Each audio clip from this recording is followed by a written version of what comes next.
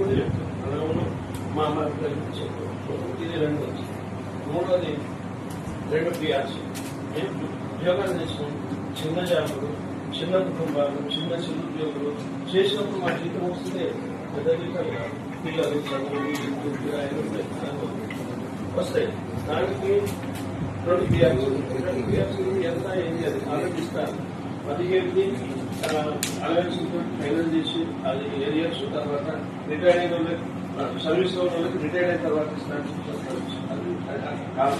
దాని